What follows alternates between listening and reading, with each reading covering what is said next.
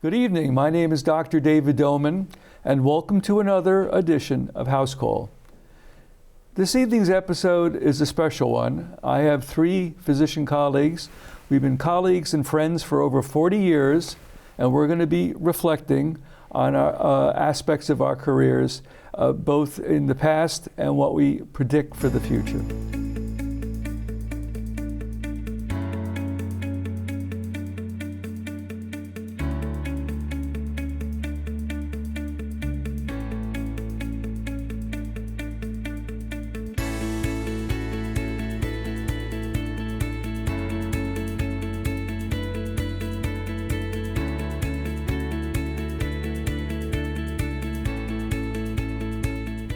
My first guest is Dr. Stephen Rockauer, a well-known orthopedist who practiced for many decades here in Montgomery County. Steve, welcome to the Housecall. I'm so glad to be here. So, reflecting on your distinguished career over 40 plus years, how has orthopedics changed during that time? Oh, it's changed a whole lot. We have developed all kinds of new instrumentation for hip replacements, for knee replacements, for fracture surgery, for spine surgery, all kinds of new anesthetic techniques so that hip replacement and knee replacement patients can be out of the hospital within hours if not a day. When I started, you were in the hospital for a week and a half when you had your hip replaced. Now it's overnight, if even that much. Remarkable. And what things in orthopedics have not changed during this period of time? Well, it's still one doctor, one patient. And the doctor-patient relationship is absolutely at the heart of everything that we do. Once that door closes, it's a very special time, as was first seen by Dr. Osler 100 years ago. To be able to take care of patients is really very special. A privilege. Absolutely. Yes. Now, what's interesting, though, and all of us tonight will be, I'm sure, reflecting on this, the business model, if you will, for medicine has evolved over the years. Certainly decades ago, when we started out, small practices were the predominant model. Now we see medicine changing in terms of insurance demands on us, consolidations. Many physicians are employed. Share your thoughts about all these trends. Well, yeah, that's in a way a big problem in medicine. As you say, when we first started, we were all in private practice. We were working for ourselves. We met each other in the doctor's lounge or in the lunchroom at the hospital. Nowadays, many doctors don't even go to the hospital, and so they don't see each other.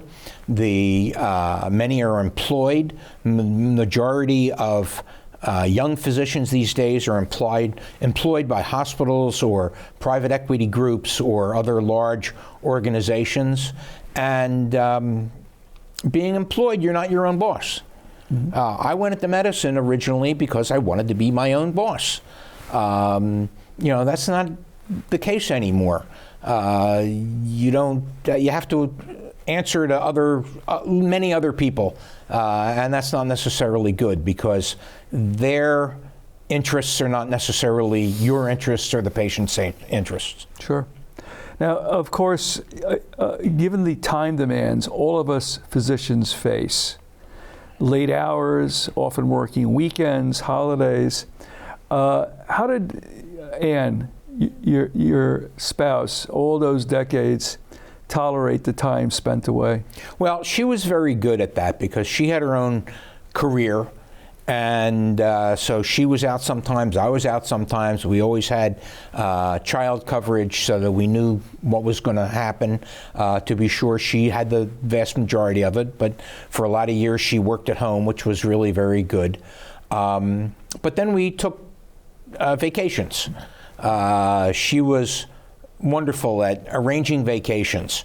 We went all over the world. We went to Myanmar, we went to the Middle East, we went to Europe, we went to Africa, we went all over the place. So we were always looking forward to the next vacation. Great memories. Yeah. Yeah. Now, besides your distinguished clinical career, to your credit, you also had a very active role with organized medicine, the Montgomery County Medical Society, MedCai, the Maryland State Medical Society. Share with our viewers your reflections on those activities. Well, advocacy really was one of the things that got me into it. I realized early on that if you're not at the table, you're on the menu. Mm-hmm. And so many things that happen in Annapolis or in DC in Congress affect our lives every day, more so in Annapolis than in Congress.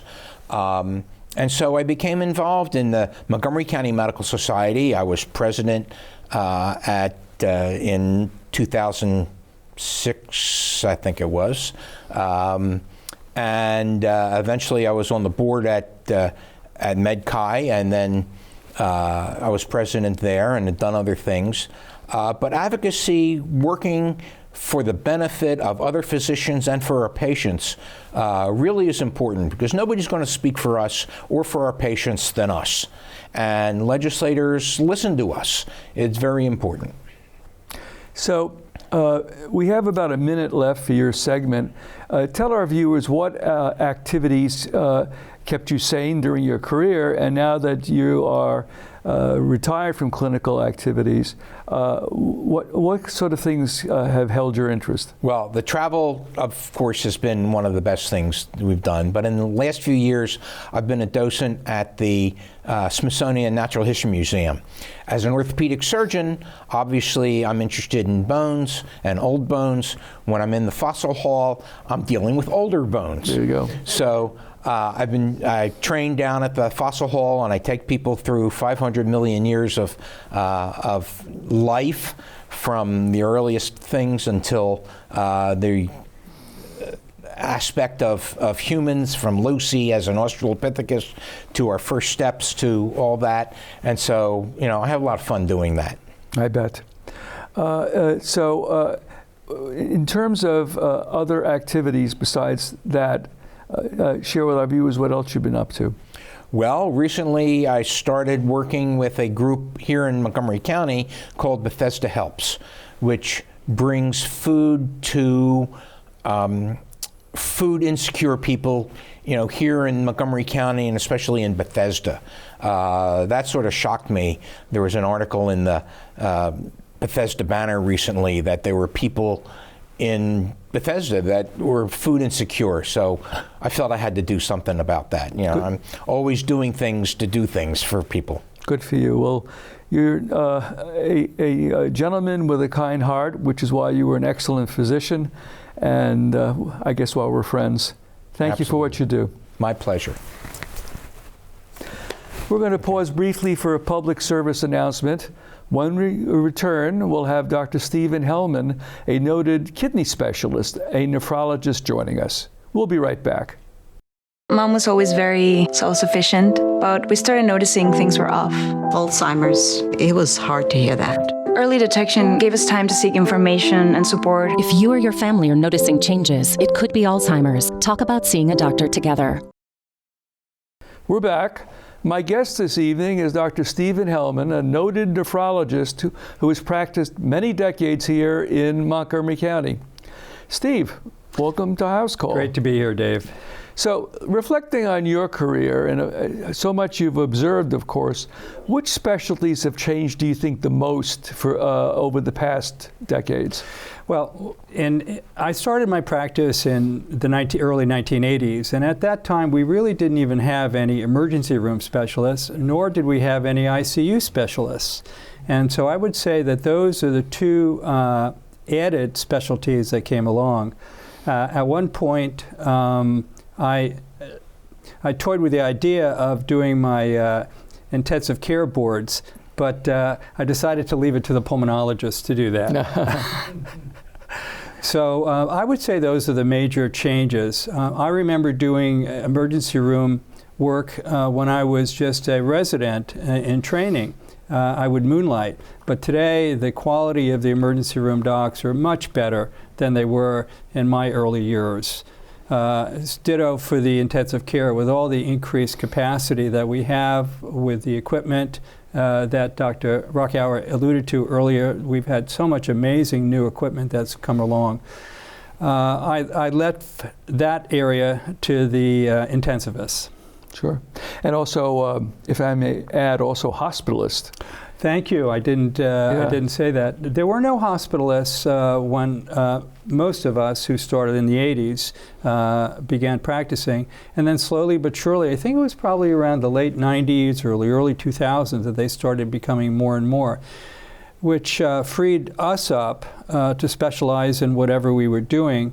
And also it enabled the capacity for a doctor to be in the hospital at the time. If anything went awry, he or she could attend to the patient right away.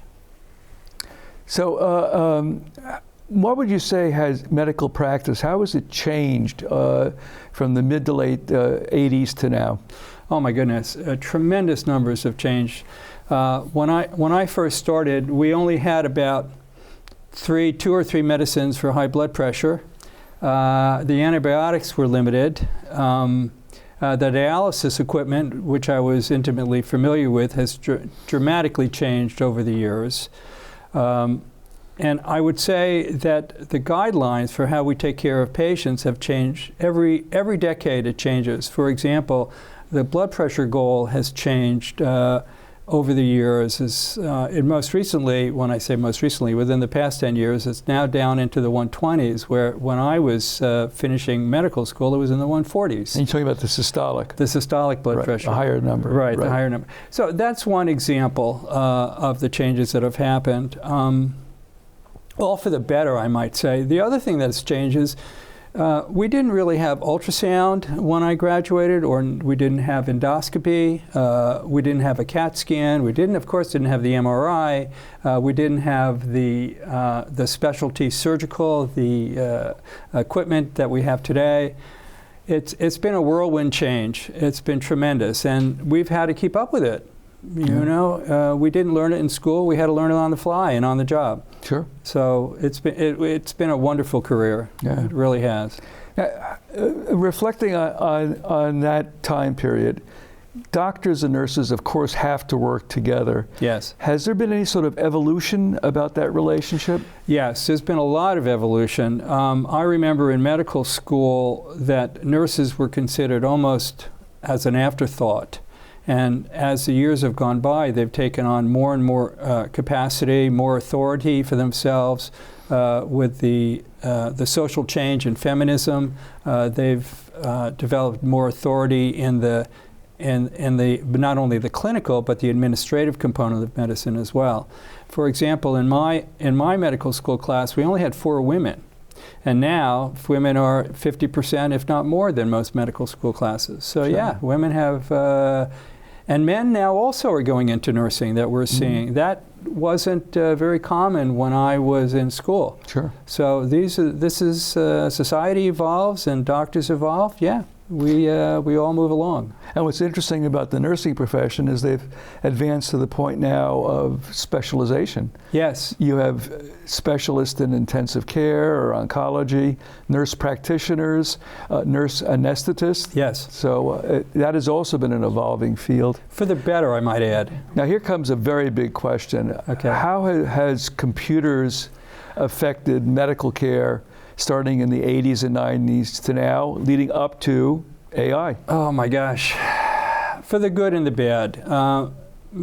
I would say the vast majority of electronic medical records, the EMRs that I've worked with, were not user-friendly. They were very difficult to work with.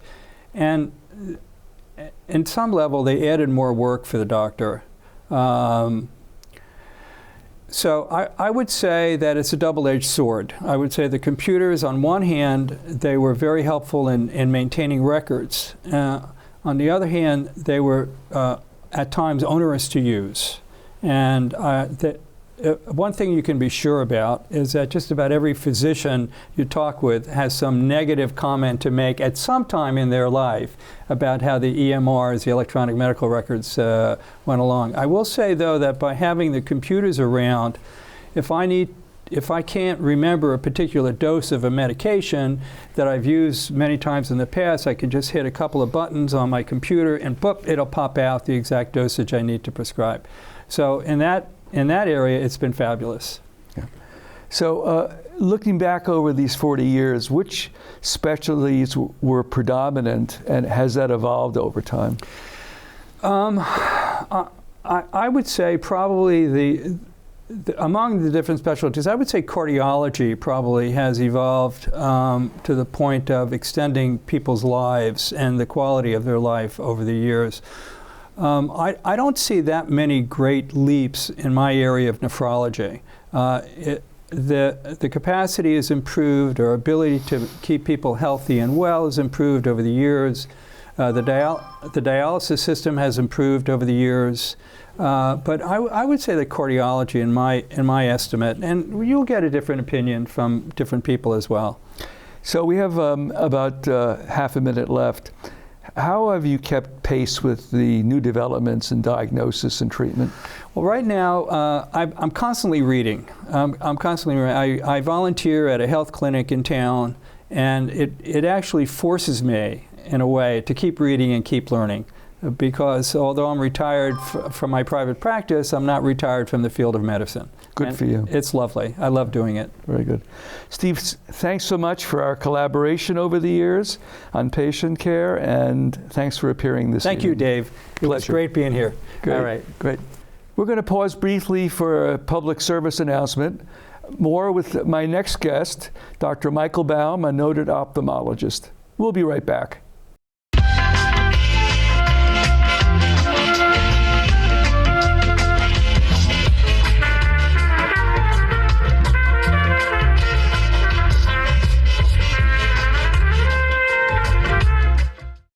We're back.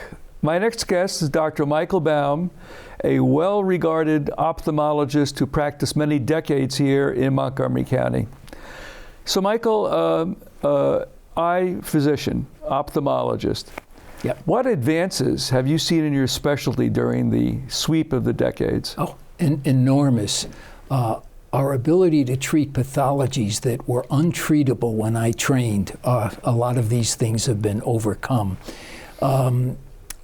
Particularly, as the other doctors alluded to, we have MRI now, we have CAT scan, we have different types of ultrasounds that we use. There's been a plethora of new medications that are out, so our armamentarium is significantly advanced, and it's been a pleasure to watch this evolution over the years. What about AI, artificial intelligence? Is that going to be embraced within your discipline, or has it been? Well, it's, as you know, it's relatively new. Its course is inexorable. I mean, it is well, not only is it the future, it's now. And as Dr. Hellman said, it's a real double-edged sword. And one of the things that concerns me is the way that it's used is that the younger doctors are probably going to rely a lot more on it, and we're going to lose some of our abilities as history takers and physical examiners and defer to something that if you're young and insecure, you want an answer, and suddenly something's there in black and white.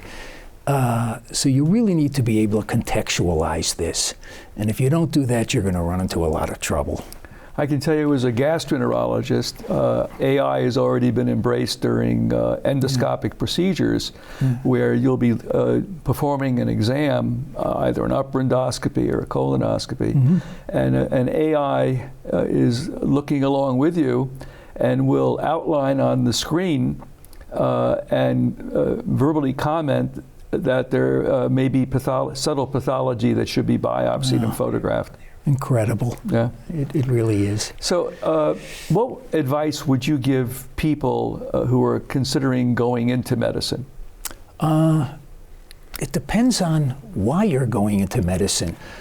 Most of us here in this group and other doctors, you do it for all the naive reasons that you say, I want to help people, I love science. And then when you get in to do it, you actually discover it's true. Yeah. You really do enjoy it. The downside now, as the other doctors alluded to, is probably the business end of it and how it's structured. And back in the day, we were physicians. Now you're a healthcare provider. You're a cog in the machine. Yeah. And it's very different. It's lost some of the intimacy. It's lost some of the ability to steer your own course the way you could in earlier days, and it's much harder now. And I miss the old ability to sit down and create a relationship with the patient. And now you're just, you're a number to a certain extent. And that's a negative. If I had to do it all over again, I'd still do it. Sure. Yeah. And you were happy with your particular choice of specialty, ophthalmology? Yeah. When I was starting out, I was enjoying the thought of possibly cardiovascular or cardiothoracic. Right. And I was at Georgetown, and I took a rotation, and I saw that most of the doctors who were really good at it they were in their middle years, 50s and 60s at that time, and I saw that they were living at the hospital.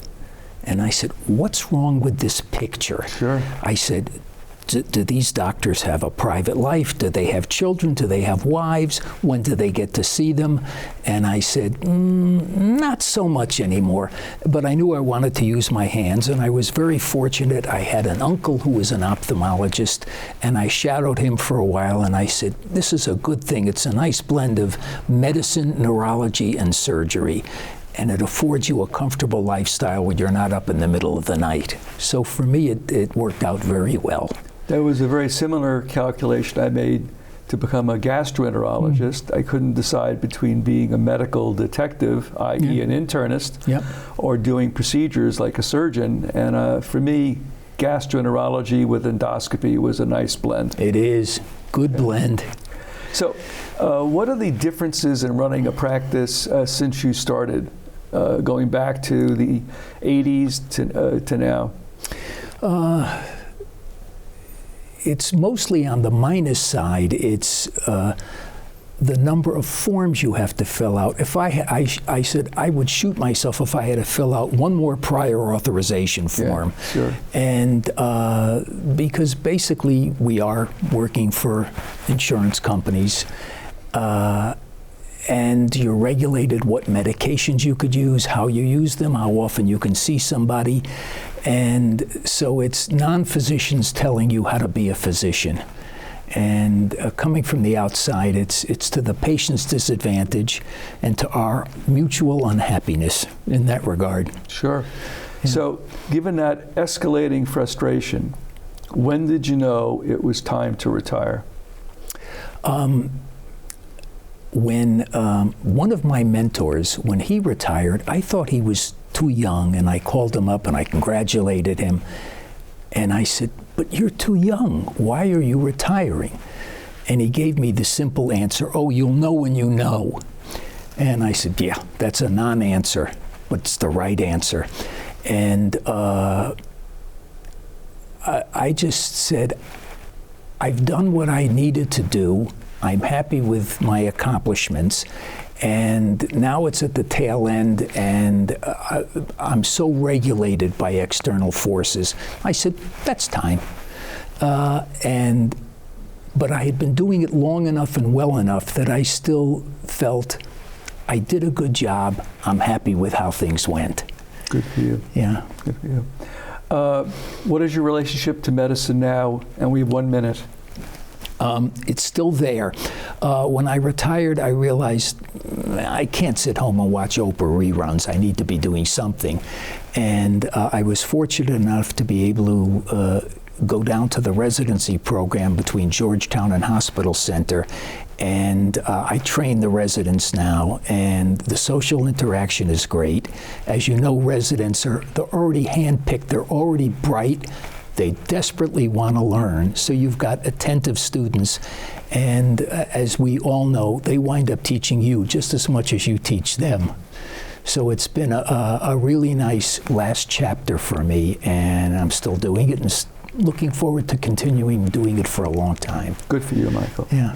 Michael, it's been a pleasure. Dave, a pleasure here too. Thanks, my friend. Great. We're going to pause briefly for a public service announcement, and I'll be returning shortly for some closing comments. We'll be right back. By the time you see the symptoms of lung cancer, it could be too late. Now there's a new scan that can detect lung cancer early. If you smoked, get scanned. I want to thank Dr. Rockauer, Dr. Hellman, and Dr. Baum for superb commentary this evening. I thought I would close with a few comments. Nearly 13 years ago, we started this journey together. Our station programming mission from the very beginning was to provide quality, objective, free public health information. Looking back, to a great extent, we have succeeded.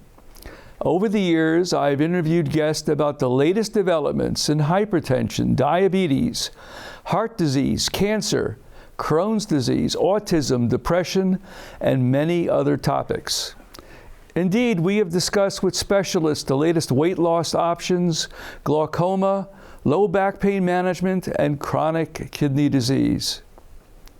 Together, we explored less commonly discussed, but nonetheless important topics, such as suicide prevention, racial health care disparities, and national drug policy.